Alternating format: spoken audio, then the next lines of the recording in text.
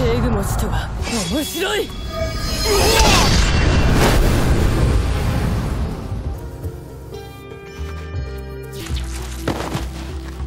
死を乗り越えられる者はいない。Yo, c'est Marvino, j'espère que vous allez bien. Moi perso ça va super et aujourd'hui toutes nouvelles vidéos sur ma chaîne YouTube et on se retrouve pour le 15e épisode des antagonistes animés et manga. Et pour ce 15e épisode, on va parler du tout premier antagoniste féminin, on va parler de SDS de Akame ga Kill. Let's go, c'est parti. Mais avant que la vidéo commence, n'hésite pas à liker, à t'abonner, à commenter, bref, tu connais le charabia. On passe tout de suite à SDS. ごたくはいい。私を否定したいのなら強さで示してみせろ。 SDS vient d'une tribu du nord nommée Partas, dont son père en est le chef. Cette tribu est spécialisée dans la chasse aux créatures dangereuses, mais cela n'a pas empêché à SDS de chasser ses premières créatures dès son plus jeune âge. Son père la qualifiera d'ailleurs de chasseuse née. C'est d'ailleurs de son père que SDS tiendra son dégoût envers les faibles. Mais un jour, SDS partira plusieurs jours à la montagne pour chasser une créature apparemment rare. Un objectif qu'il réussira évidemment, alors tout content de l'annoncer à son père. Malheureusement, peu de temps avant le jour de son retour, les tribus du Nord ont décidé de franchir la frontière pour anéantir le clan des Partas. Le pourquoi du comment, va te faire enculer, on est dans Akame ga Kill. SDS a donc assisté à la destruction de son clan, plus son père qui décéda devant ses yeux. Vivant maintenant toute seule, elle continuera à chasser ses créatures, mais finissant par s'ennuyer du manque de proie, elle décida de rejoindre l'Empire pour remédier à cela. Ainsi commença le début de sa carrière militaire. SDS, génie du combat, gravira les échelons à une vitesse effroyable et deviendra un général de l'Empire à un très jeune âge. Puis un jour, le Premier ministre lui donnera la possibilité de choisir un Tegu. SDS choisira le plus puissant parmi eux, ce qui lui conférera le pouvoir de manipuler la glace. Ainsi, elle deviendra la militaire la plus puissante de l'Empire. Et par la suite, SDS deviendra un exemple de soumission, d'intimidation et de l'insubordination envers l'Empire. Elle sera envoyée dans divers champs de bataille, opposant des manifestants du régime. Les premières victimes seront la tribu Ban, une tribu vivant au sud-ouest. SDS ainsi que ses troupes massacreront les guerriers et tous les civils présents. La deuxième grande victime seront ensuite les tribus du nord, dirigées par le prince nordique Numa Seika, qui s'apprêtait à attaquer l'Empire. Mais quand ces derniers ont eu vent de ces rumeurs, SDS et ses hommes sont montés jusqu'au nord et ont tué plus de 400 000 nordiques. De plus, SDS humiliera personnellement le fier soldat Numa Seika avant de l'exécuter.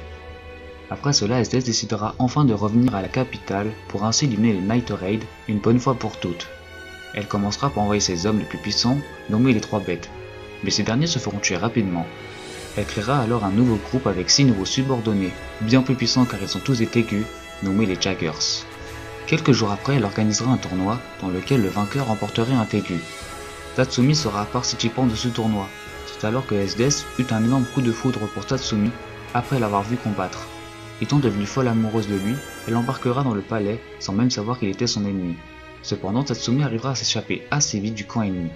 Mais quelques jours plus tard, il finira par retrouver par hasard SDS, qui est toujours follement amoureuse de lui. Pendant leur deuxième rencontre, ils feront un peu plus connaissance, mais voyant SDS comme dangereuse et incapable de raisonner à sa cause, par un amour non réciproque, Tatsumi se réchappera. Ainsi commença la bataille meurtrière entre les Jaggers servant l'Empire et les Night Raid servant l'armée révolutionnaire. Puis l'armée révolutionnaire finira par assaillir la capitale, ce qui signera le début de la bataille finale. Le jeune empereur et son terrible Tegu, Shikutazer, finira par être vaincu, mais au péril de très nombreuses vies, dont celle de Tatsumi. Mais l'armée révolutionnaire a gagné. Cependant, SDS est elle toujours en vie et n'a pas dit son dernier mot. Faisant donc office de méchant final, elle affrontera Akame dans un ultime combat des plus sublimes. Mais Akame viendra à bout de SDS après l'avoir touché avec son Tegu empoisonné, Murasame. SDS, dans ses derniers instants, prendra dans ses bras Tatsumi, le seul homme dont elle était amoureuse.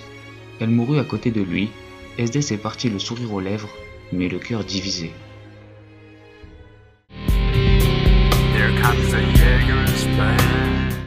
En tant que général de l'Empire, SDS a évidemment un Tegu. Les Tegu, ou aussi appelés armes impériales, sont les armes les plus puissantes de l'univers de Akame ga Kill. Certains Tegu ont été conçus notamment grâce à des matériaux de créatures légendaires. Le Tegu de SDS se nomme l'extrait du démon, qui est en fait le sang d'une bête très dangereuse venant du nord. Ce Tegu lui confère le pouvoir de la manipulation des glaces à un niveau très élevé.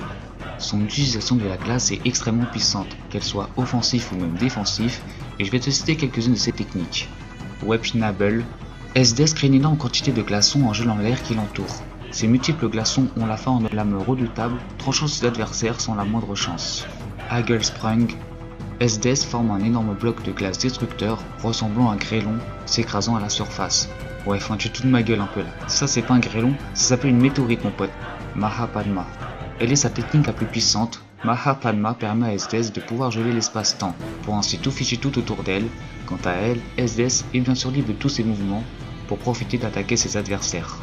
Pour faire simple, SDS peut faire ce qu'elle veut avec sa glace. Par exemple, défensivement, elle peut créer des murs de glace pour amortir les attaques, matérialiser une épée glacée, créer des piliers de glace pour monter dans les airs, ou même glacer un lac agité pour se frayer un chemin lors d'une bataille. Elle sait vraiment tout faire, son aigu est sûrement le plus puissant parmi tous. Mais SDS est aussi une très bonne épéiste, ce qui lui a d'ailleurs permis de devenir une générale de l'Empire, et ce même avant d'avoir un aigu. C'est pour prouver sa puissance. Pour conclure cette partie, SDS est sûrement une des combattantes les plus puissantes de tout Akame ga Kill, voire la plus puissante, faisant d'elle un monstre de puissance par son talent à l'épée, par son leadership conséquent, ainsi que son monstrueux aigu de glace aux possibilités qui paraissent infinies. Et pour aller plus loin, je dirais sans m'abuser que SDS est l'une des manipulatrices de glace les plus puissantes tout animé et manga confondus. Mais qu'est-ce que tu me baragouines, sale fils de va? T'es ça dans ce que tu dis, toi? Sale bouffon, va! Car même dans le manga, SDS est encore plus forte, sa puissance m'a vraiment surpris.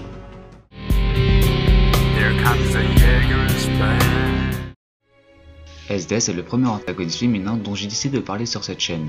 Bien même qu'elle n'est pas la meilleure antagoniste de la Japanime, je dirais que sur certains points, ce personnage manque de profondeur, à défaut de ne pas manquer de proportion.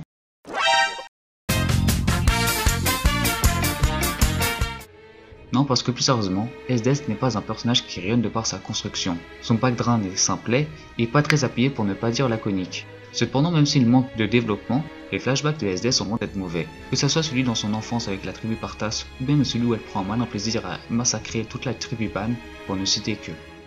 Et bah tous ces petits flashbacks incarnent chez SDS la représentation d'une femme assoiffée de sang depuis son plus jeune âge. Un perso sadique, violent, perverti, qui prend plaisir à dominer et humilier tout ce qui se dresse devant elle, et plus particulièrement les plus faibles qu'elle haït. C'est donc par sa malice, sa perversité des plus cruelles, que rayonne SDS en tant que méchant pur. Mais SDS est loin d'être une Freezer bis, déjà parce que personne ne peut imiter Freezer de par sa légendarisation qui n'est plus à présenter, et d'autant plus qu'elle n'est pas aussi démoniaque qu'elle pourrait le laisser paraître. Parce que le cliché du méchant tyrannique qui ne pense qu'à ses intérêts personnels et à sa propre personne ne s'applique pas pour elle. SDS fait preuve de bon sens envers ses soldats. Par exemple, elle verse des primes aux familles de ses soldats et les laisse agir de leur propre volonté durant les missions.